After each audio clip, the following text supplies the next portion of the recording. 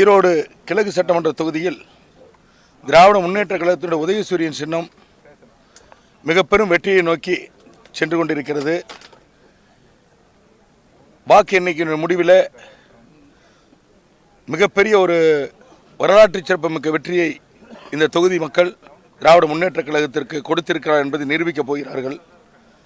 இந்த தேர்தலை பொறுத்தவரையிலும் தமிழ்நாட்டினுடைய முதலமைச்சர் அண்ணன் தளபதி அவர்களும் துணை முதலமைச்சர் உதயநிதி அவர்களும் வகுத்து கொடுத்த வியூகங்களும் மாண்புமிகு தமிழ்நாடு முதலமைச்சர் அண்ணன் தளபதி அவர்களால் தமிழ்நாட்டு மக்களுக்கு அளிக்கப்பட்டிருக்கின்ற பல்வேறு மக்கள் நலத்திட்டங்கள் எல்லாம் இன்றைக்கு ஒட்டுமொத்தமாக மக்களிடையே சென்றடைந்திருக்கிறது என்பதற்கு ஒரு சாட்சியாகத்தான் இந்த தேர்தல் களம் இருக்கிறது. இதைத்தான் தொடர்ந்து நான் பத்திரிகையாளர் சந்திக்கும் பொழுது தேர்தல் பிரச்சாரத்தில் சொல்லிக்கொண்டே வந்தேன். நிச்சயமாக மக்கள் இந்த மக்கள் நலத்திட்டங்களை வரவேற்று திராவிட முன்னேற்ற கழகத்திற்கும் எங்களுடைய அண்ணன் தளபதி அவர்களுக்கும் மிகப்பெரிய ஆதரவை கொடுப்பார்கள். அதில் எந்த மாற்று கருத்தும் இருக்காது என்று சொல்லி வந்தேன்.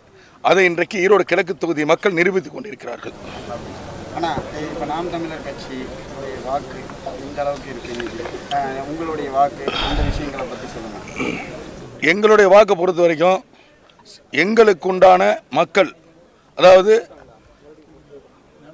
மிக அதிக அளவில் கடந்த தேர்தலை விட இப்பொழுது இந்த தேர்தலில் இன்னும் அதிக அளவில் மக்கள் திராவிட முன்னேற்ற கழகத்தை ஆதரிக்கிறார் என்பது ஒவ்வொரு சுற்று வாக்கு எண்ணிக்கையிலும் நாங்கள் தெரிந்து கொண்டிருக்கிறோம்.